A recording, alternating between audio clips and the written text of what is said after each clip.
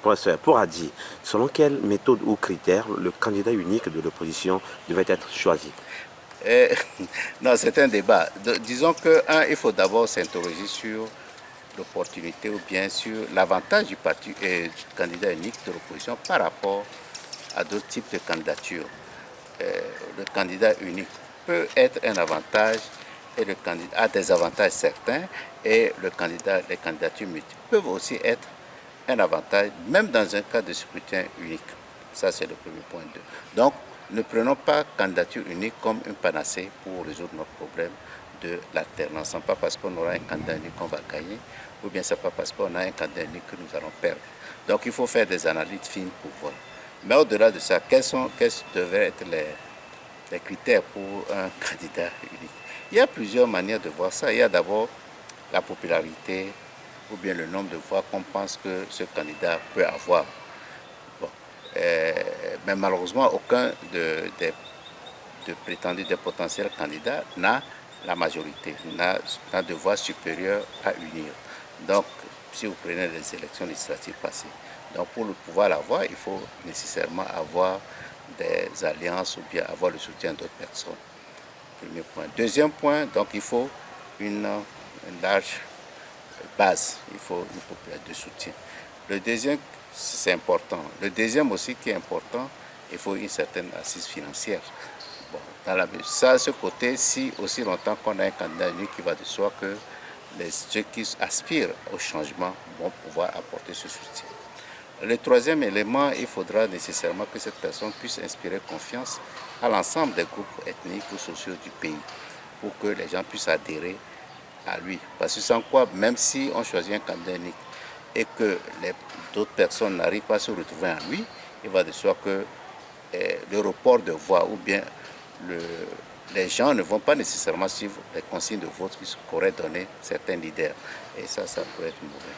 Ensuite, il faut que ce leader puisse inspirer confiance à plusieurs couches de la société, notamment aux hommes d'affaires, au secteur privé, à l'armée, etc., aux cadres, etc. Il faut qu'il puisse avoir confiance en lui parce que, évidemment, peut-être que ce groupe ne constitue pas, en termes d'électeurs, beaucoup de voix, mais ils ont un impact très important. Si le secteur privé n'a pas confiance, il va de soi que leur réaction à la suite de l'élection ou bien à la suite de campagne, s'ils n'ont pas confiance à cette personne, il va de soi qu'ils ne vont pas voter pour lui. Et cela, vous voyez tous les problèmes économiques que nous avons dans ce pays, il ne sera pas en mesure de les résoudre. Si nous ne disons pas que, nous ne pouvons pas savoir si l'armée va accepter ou pas, mais nous disons quand même qu'il faut que la probabilité que l'armée puisse accepter, parce que l'armée est une portion importante dans la vie actuelle du pays. Bon, nous ne pouvons pas dire a priori que l'armée est pour telle ou telle personne, mais s'il y a une probabilité que l'armée tolère certainement une personne, ça va, parce que nous n'avons pas encore une armée républicaine, il faut qu'on en soit très conscient. Ensuite, il y a le fait qu'il faut voir la communauté internationale. Nous savons que la communauté internationale ne va pas voter pour notre président, ça c'est évident, mais si la communauté internationale est en mesure d'accepter je dirais même pas accepter, disons que tolérer ou bien... Bon, ça peut être... Avoir un penchant. Penchant. Je ne dirais pas que ce n'est pas déterminant, mais quand même, ça peut avoir une certaine importance. Ensuite, les responsables politiques de la sous-région. Vous savez que le principe de subsidiarité, s'il y a un problème dans un pays, c'est les présidents de la CEDEAO notamment, de l'UEMOA en particulier, qui vont commencer d'abord à discuter du problème pour voir comment il faut intervenir pour arranger la situation. Voilà des critères dont il faudra tenir compte. Donc il faut que la personne puisse être acceptée par l'ensemble du pays. Évidemment, c'est très difficile d'apprécier tout ça.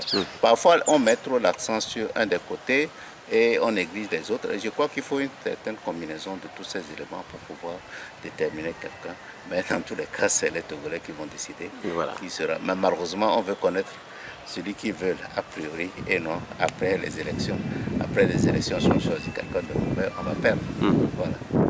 Alors, vous venez de dire qu'au Togo, l'opposition peut avoir plusieurs candidats et gagner les élections, même avec un scrutin à un seul tour. Oui. Comment argumentez-vous ça? Non, comment j'argumente? Non, tout ça, il faut réfléchir parce que l'idée de candidature unique, c'est quoi? c'est qu'on voudrait maximiser les voix que notre candidat va avoir. C'est ça, que tout le monde contribue à augmenter ses voix. Et l'autre stratégie aussi, c'est de diminuer les voix de notre concurrent. Vous voyez, donc il est possible que si on peut pas, s'il y a une limite à l'augmentation des voix de notre candidat favorable, si on a une limite qui ne peut pas lui permettre de gagner, l'autre stratégie, c'est de réduire les voix, en même temps qu'on essaie d'augmenter les voix de notre candidat favori, c'est de réduire les voix du candidat de notre candidat concurrent, en lui opposant des gens qui peuvent prendre une partie de ses voix, de les voix qui devraient aller à lui nécessairement. Parce que n'oubliez pas que le Togo n'est pas divisé en deux. Il y a des gens qui sont indécis, ou bien des gens qui peuvent ne pas adhérer à notre candidat nécessairement, mais qui peuvent peut-être à la limite, qui peuvent aller de l'autre côté. Peut-être un autre candidat serait en mesure de prendre ses voix. Ensuite, n'oubliez pas qu'au Togo, le nombre d'abstentions augmente. Il faudra pouvoir éviter que ces abstentionnistes n'aillent du côté de notre adversaire. Donc, tout ça, mais l'idée, c'est de voir comment trouver des gens qui vont aider à réduire les voix qui vont aller à notre concurrent. Je crois que ça aussi, c'est une stratégie. Premièrement, augmenter les voix du candidat qui nous est favorable, du candidat de l'opposition, et deux, œuvrer pour réduire les voix du candidat qui est notre concurrent. Ok. Les citoyens togolais ont toujours taxé de l'opposition togolaise de ne pas être unis à chaque échéance, et souhaitent toujours que l'opposition soit vraiment unie, qu'ils se retrouvent ensemble et qu'ils descendent ensemble. Et cela prouve combien de fois ils vont avoir confiance à cette opposition pour voter pour cette opposition. Et il y a un adage aussi qui dit quand vous avez un adversaire devant vous et que vous allez un à un et que cet adversaire vous terrasse, il va falloir que vous vous associez pour terrasser l'adversaire, quitte à ce que vous vous querellez entre vous après. Bien sûr, bien sûr. Non, c'est vrai. Vous savez que même l'ADI, je dis souvent que l'ADI est le seul parti qui a inclus à ça, qui a toujours fonctionné pour la candidature unique. La preuve, c'est que nous n'avons jamais été candidats, malgré les pressions, les sollicitations des gens. Beaucoup de gens, vous vous rappelez de la formule, je dirais, magique de professeur Ninevi qui disait démocratie d'abord, multipartisme après. Mais malheureusement, la CDP n'a jamais appliqué ça. Mais c'est que l'ADI est le parti qui croit à l'unicité du candidat. Mais on a vu que ça n'a pas fonctionné jusqu'à présent. Que toujours nous avons des candidats. Les gens me diront que non, que même si on avait des candidats, c'est des candidats qui venaient de partis qui n'étaient pas nécessairement de l'opposition vraie. Mais c'est une réalité qu'on a vu plusieurs candidats. Mais ces candidats qu'on avait eu, entre guillemets, candidats de second rang, mais ces candidats puisaient dans notre électorat. On ne peut pas me dire, Maître Abouebo, s'il est candidat, il va puiser dans l'électorat de l'opposition. Il va puiser très peu dans l'électorat qui va à Fort Gnassingbé. Donc c'est ça qu'il faut, c'est cette stratégie qu'il faut pouvoir changer. Nous n'avons jamais essayé cette option de voir comment faire pour réduire les voix qui vont à Fort. Et je crois que c'est une occasion, il faut essayer de l'essayer. Ensuite, on parle de candidature. Bon, c'est vrai, parce que c'est ça l'air beau. D'accord, mais supposons que vous choisissez un candidat unique et puis à la veille des élections, il déclare qu'il est inéligible. Qu'est-ce que vous allez faire? Ouais, c'est tout ça, je crois qu'il faut réfléchir à tout ça. Il faut essayer de sortir des sentiers battus pour voir vraiment quelle est la stratégie qui va nous amener à la victoire. En tout cas, pour ce qui concerne l'ADI, il est très clair que nous allons œuvrer pour la victoire de l'opposition. Okay. Si nous pensons que nous devons, en appuyant quelqu'un, l'opposition va gagner, nous le ferons sans état d'âme et nous ne serons pas candidats. Mais si nous pensons que c'est nous, avec l'appui d'autres, nous sommes prêts à l'assumer également. Donc c'est très clair, nous voulons œuvrer pour la victoire de l'opposition. Ça ne veut pas dire que c'est nous qui serons nécessairement candidats, mais nous allons œuvrer pour ça et nous invitons aussi les autres candidats à être dans cet état d'esprit. Être ouvert pour ne pas dire que c'est moi candidat. Vous avez vu tous les critères que je pense pourraient aider à déterminer un meilleur candidat.